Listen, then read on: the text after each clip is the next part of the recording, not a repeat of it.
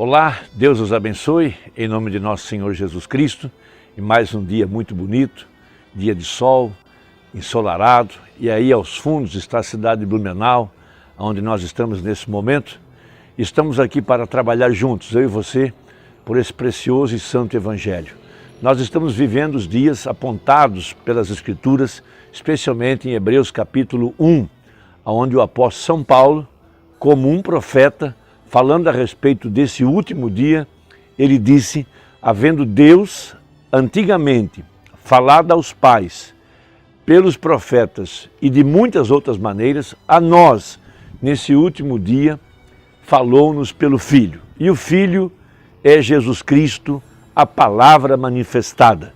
No princípio era o Verbo estava com Deus e o Verbo era Deus. Então o apóstolo São Paulo, falando sobre esse grande mistério de Cristo entre os gentios, aqui no tempo do fim, ele escreveu aos Colossenses, no capítulo 1, a partir do versículo 24, uma profunda e grande escritura. Nós sabemos que o Senhor Jesus Cristo, ele, quando esteve em carne aqui há 2000 anos atrás, ele manifestou o sinal messiânico, não apenas um dom para curar os enfermos, mas o sinal que o identificou como o Messias, porque a palavra Cristo quer dizer Messias, o ungido. Então, quando ele discerniu os pensamentos nos corações dos apóstolos, veja, ali estavam os judeus, todos os 12 apóstolos originalmente eram judeus, ele então manifestou o sinal messiânico, o que o identificou. Logo depois, ele manifestou esse mesmo sinal messiânico para os samaritanos, com a mulher do poço. Mas, em nenhuma parte da Bíblia, nem mesmo no ministério do apóstolo São Paulo, e por esses 2000 anos, esse sinal messiânico havia sido demonstrado entre os gentios. Mas, aqui no tempo do fim, esta promessa foi manifestada nos dias da voz do sétimo anjo, quando o seu ministério foi identificado, veja, como sendo o mesmo Jesus Cristo, o mesmo ontem, hoje e eternamente, Hebreus 4:12, a palavra discernindo os pensamentos dos corações, de acordo com a profecia. Como foi nos dias de Ló, assim também seria nos dias da vinda do Filho do Homem, o que identificou, aqui no tempo do fim, Jesus Cristo, o mesmo ontem, hoje e eternamente. Veja, o lugar de misericórdia, completamente exposto perante nós. E todo filho de Deus, todo eleito, é chamado por Deus para chegar até onde está o altar de misericórdia, que é agora o Espírito Santo. Tanto é que Jesus disse que uma palavra contra o Espírito Santo, aquilo então não teria perdão, não haveria misericórdia contra isso. Chamar uma obra de Deus de falsa, de perseguir um eleito, porque ali está Jesus Cristo, o Espírito Santo, o sangue, a vida em seu trono, que é o nosso coração. Veja, esse trono outrora esteve nos céus. Depois foi colocado atrás daquelas peles de animais, no tabernáculo que Moisés edificou, posteriormente Salomão. E depois ele estava pendurado no Calvário, o altar de misericórdia, o propiciatório. Então temos aqui no tempo das 7 eras da igreja, os querubins cercando o altar de misericórdia. O leão, depois o boi, depois o homem e por fim, aqui no tempo do fim, a águia voando. Por isso, sobre a arca haviam 2 querubins com as suas asas estendidas, fazendo sombra sobre o propiciatório onde estava o sangue. Isso mostra a obra redentora de nosso Senhor Jesus Cristo, nesses 2000 anos, através de sua igreja. Por isso esse altar de misericórdia está aqui no tempo do fim, guardado por esse querubim, a águia voando. Veja, o ministério profético atrás desse véu, onde está Deus morando, a morada de Deus em espírito. Então o apóstolo São Paulo, em Colossenses 1, verso 24, a seguir ele diz, regozijo-me agora no que padeço por vós, e na minha carne, cumpro o resto das aflições de Cristo, pelo seu corpo que é a igreja. Veja, da qual estou feito ministro, segundo a dispensação de Deus, que me foi concedida para convosco, para cumprir a palavra de Deus. Veja, o mistério que esteve oculto desde todos os séculos e em todas as gerações, e que agora foi manifesta aos seus santos, aos quais Deus quis fazer conhecer quais são as riquezas da glória desse mistério entre os gentios, que é Cristo em vós, esperança da glória. Então esse sinal messiânico, que estava prometido para o tempo do fim, como foi nos dias de Ló, veja, ele havia mostrado isso aos discípulos, você pode ver isso em São João capítulo 2, depois a mulher do poço, sinal messiânico, veja, a palavra feita carne, ela discerne os pensamentos do coração, e aqui no tempo do fim, através do ministério do sétimo anjo, que veio para revelar o Filho do Homem, aqui no tempo do fim, de acordo com o que Paulo disse, esse mistério esteve oculto por todos os séculos, mas agora, aqui no tempo do fim, veja, Cristo entre os gentios, não entre os judeus, nem entre os samaritanos, mas entre os gentios. A igreja, das 7 eras da igreja, veja, a igreja que está em Apocalipse 1, 2 e 3, eram todas igrejas gentias, estavam na Ásia, e ali estava então a profecia para os 2000 anos de pregação do Evangelho. A festa pentecostal, os 7 sábados, veja, trazendo a colheita do trigo aqui no tempo do fim. Então Jesus Cristo, durante as 7 eras, ele manifestou-se como Filho de Deus, mas no tempo do fim, a profecia para manifestar-se como o Filho do Homem e trazer o sinal messiânico, através do qual os discípulos reconheceram o Messias, a mulher do poço reconheceu o Messias, e nós agora, no nosso tempo do fim, estamos reconhecendo esse ministério no meio da igreja no tempo do fim. Então, Cristo, o identificado de todas as eras, no parágrafo 141 a seguir, Umbanda mostra isso de uma maneira vindicada, provada para os nossos dias.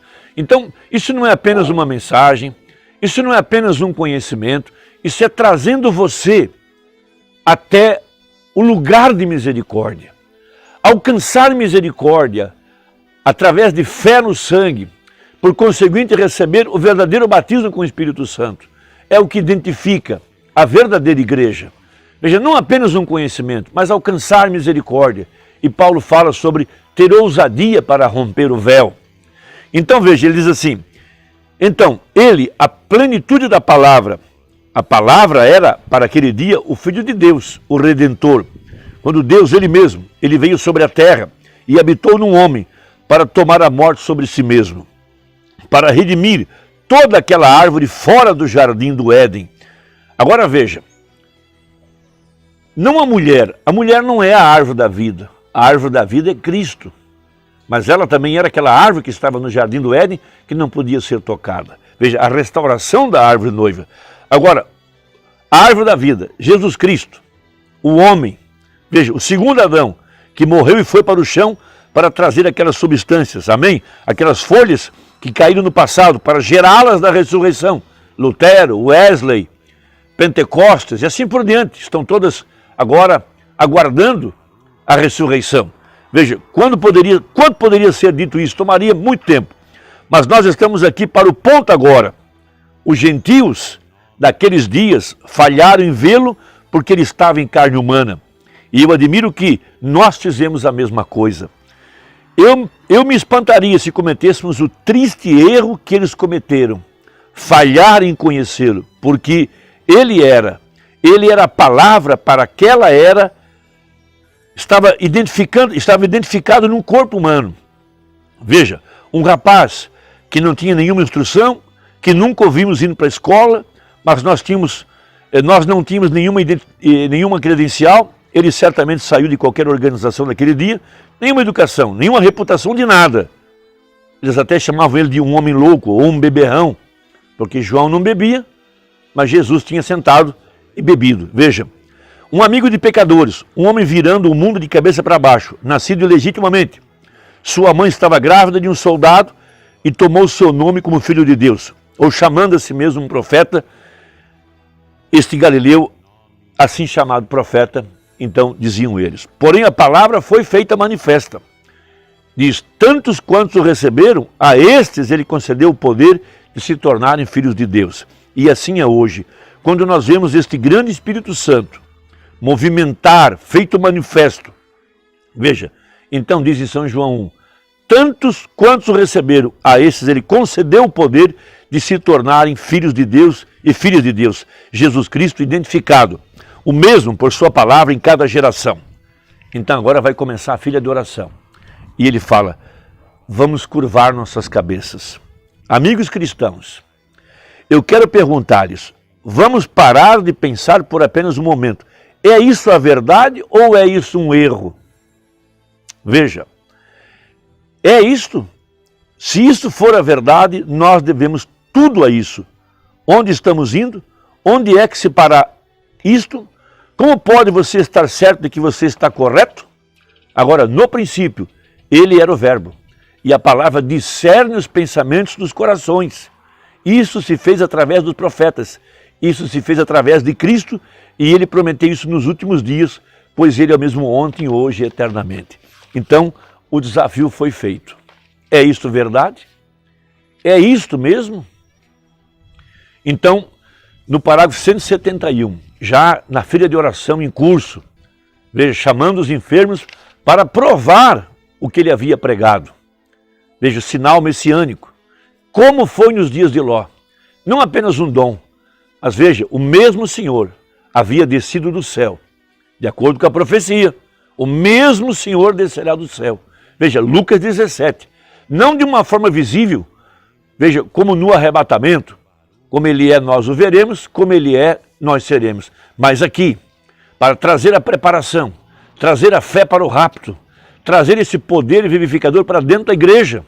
Veja, nos dias da vinda do Filho do Homem, momentos antes do Filho prometido aparecer, esse mesmo Deus apareceu para Abraão em carne humana, comeu, bebeu, Abraão lavou os seus pés. Não era um mito, não era um espírito, era Deus mesmo em carne humana.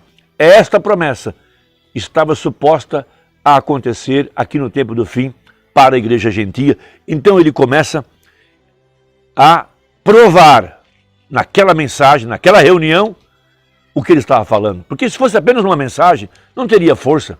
Mas isso foi provado centenas de milhares de vezes como sendo a verdade. 171. Veja, ali estava uma mulher na filha de oração. Então ele disse, eu não a conheço, mas ele, Jesus, a conhece. E ele é a palavra. E a palavra revela os segredos do coração.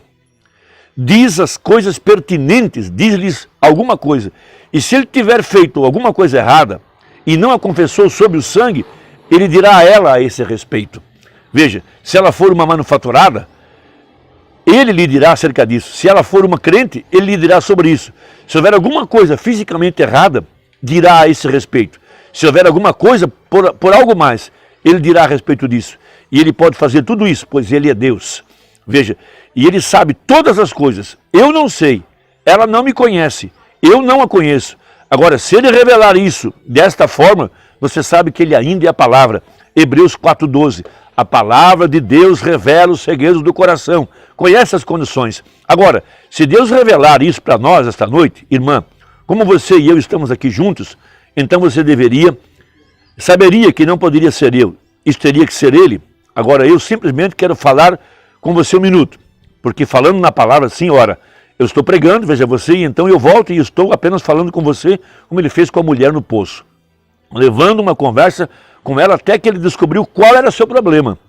Agora, se Deus me revelar qual é o seu problema, bem, você saberá se é verdade ou não. Então veja, 174. Agora, possa o Senhor Jesus permitir isso? Vejam, aquilo seria somente a palavra pregada. Isso agora seria a palavra feita carne, falando, revelando. Agora, a Bíblia não diz que você estará aqui e que você está errado com você e tudo a respeito disso. E para que você está aqui ou você fez. Ela não diz isso, mas a palavra desce, aquela que identifica o pregador. Vejam, aquela palavra de Deus. Então a mensagem é verdadeira. Então Deus está identificando a mensagem para ser a verdade. O batismo no Espírito Santo e todo o evangelho tem que ser a verdade, então, se estiver identificando certo. Então, a palavra no papel não pode dizer quem você é, qual o seu nome e onde você mora, mas feita carne. Ela podia dizer exatamente o nome, de onde a pessoa veio, quais seus problemas, quais seus pecados. E isso identifica-o como Cristo, identificado de todas elas. o mesmo ontem, hoje e eternamente. Veja, o altar de misericórdia está à vista e Cristo nos convida a ir além do véu e tomar a palavra manifestada. Que Deus te abençoe, que Deus te ajude, compartilhe essa mensagem com alguém e até a próxima conversa, se Deus nos permitir, em nome de Jesus. Amém.